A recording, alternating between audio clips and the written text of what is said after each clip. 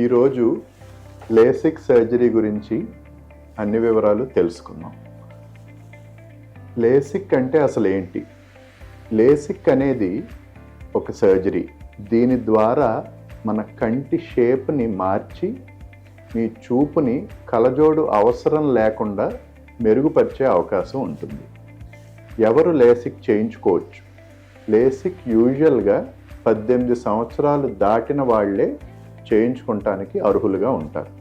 18 సంవత్సరాలు వయసు దాటడం ఒక్కటే సరిపోదు.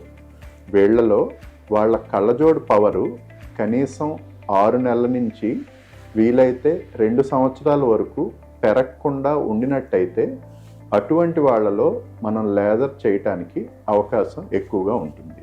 అదే గనక పవర్ ఎక్కువ ఫ్లక్చువేట్ అవుతూ ఉంటే అటువంటి వాళ్ళలో పవర్ స్టెబిలైజ్ అయ్యే వరకు ఆగి అప్పుడు లేజర్ చేయటం అనేది మంచిది.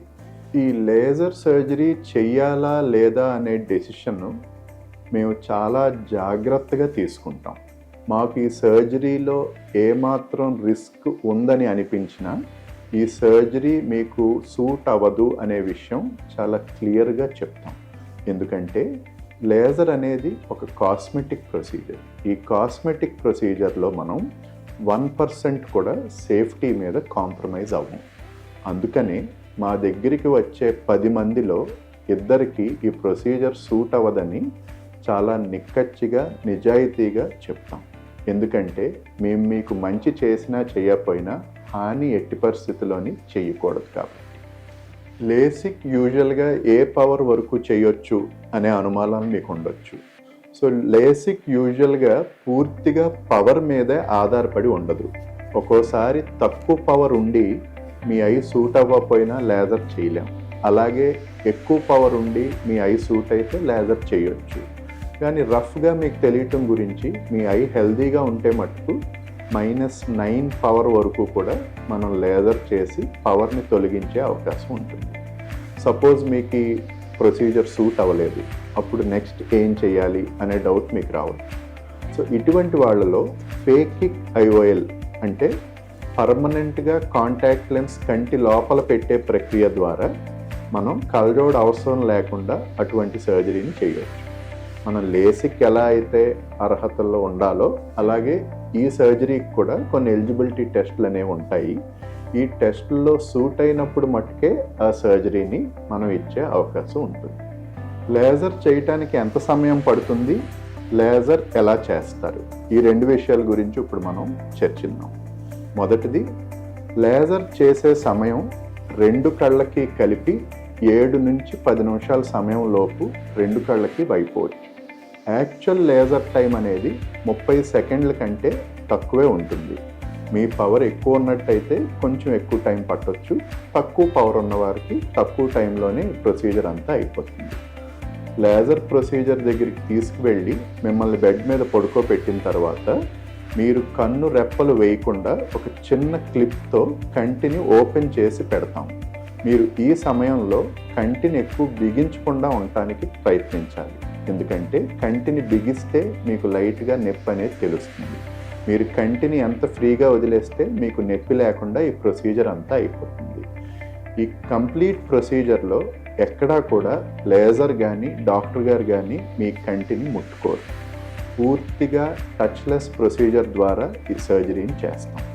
ఎప్పుడైతే మీరు పడుకుని మేము ఈ కంటిని ఓపెన్ చేసి పెడతామో అప్పుడు లేజర్ అనేది మీ కంటి పైకి వచ్చి ఆగుతుంది. ఈ సమయంలో మీరు లేజర్లో కనిపించే లైట్ని చూడటానికి ప్రయత్నించాలి. ఈ లైట్ని మీరు ఎంత బాగా చూడగలిగితే లేజర్ ప్రొసీజర్ అంత సులభంగా అవుతుంది.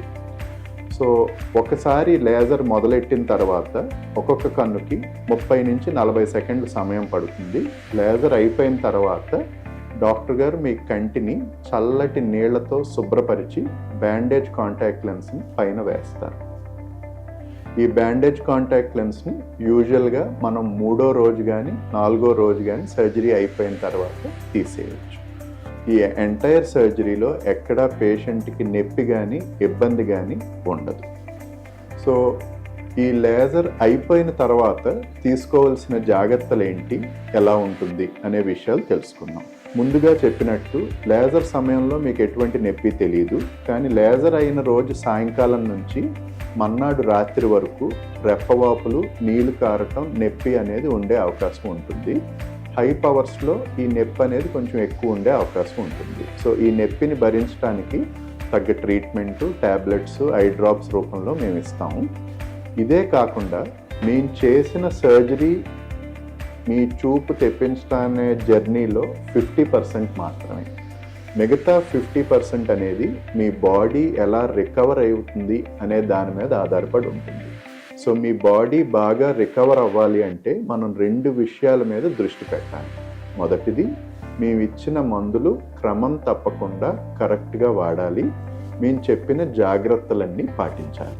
సో యూజువల్గా మేము ఇచ్చే డ్రాప్స్ ఒక 3-4 నెలలకు సరిపడిస్తాము. అది ఎలా వాడాలి అనేది కూడా క్లియర్గా మీకు ఎక్స్ప్లెయిన్ చేస్తాం. అలాగే మా విజన్ ట్రీ పేషెంట్ కేర్ యాప్లో కూడా ఈ మందుల్ని మేము లోడ్ చేసి ఆ షెడ్యూల్ అంతా పెడతాం. సో దీని ద్వారా ఏ టైంకి ఏ మందు వాడాలి అనే రిమైండర్ మీకు క్లియర్గా వస్తుంది.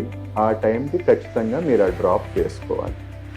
మందులు ఇలా రెగ్యులర్గా వాడటం ద్వారా మీ రికవరీ అనేది బాగుంటుంది. రెండోది, మీరు తీసుకోవాల్సిన జాగ్రత్తలు. సో లేజర్ అయిన తర్వాత ఎట్టి పరిస్థితుల్లోని మనం ఎండలో ఎక్కువ ఎక్స్పోజ్ అవ్వకూడదు. ఎస్పెషల్లీ పొద్దున్న 11 నుంచి సాయంకాలం 4 మధ్యలో ఉండే ఎండ, ఆ సూర్యరశ్మిలో ఉండే కిరణాలు కంటికి చాలా హానికరం. మామూలు వాళ్ళకు కూడా ఇవి హాని కలగజేస్తాయి. సర్జరీ అయిన మీకు ఇది మరింత హానికరం.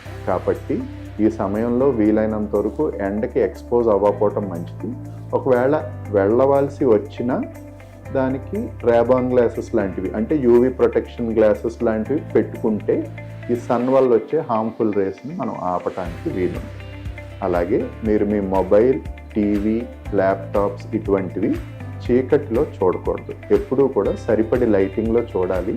అలాగే మీ కంటికి సరిపడి విశ్రాంతినివ్వాలి. వీలైనంత వరకు పడుకుంటానికి గంట ముందు ఎటువంటి స్క్రీన్స్ చూడకుండా ఉంటే అది మీ కంటికి మంచిది. సో ఈ జాగ్రత్తలన్నీ తీసుకుంటేనే మీకు మంచి విజువల్ అవుట్కమ్స్ అనేది ఉంటాయి. సో నేను చెప్పినట్టు మేము సర్జరీ చేసేది సగం మట్టుకే. మిగతా జాగ్రత్తలు, మందులు మీరు కరెక్ట్గా వాడుకుంటే మీకు మంచి విజువల్ అవుట్కమ్స్ వచ్చే అవకాశం బాగుంటుంది. Thank you.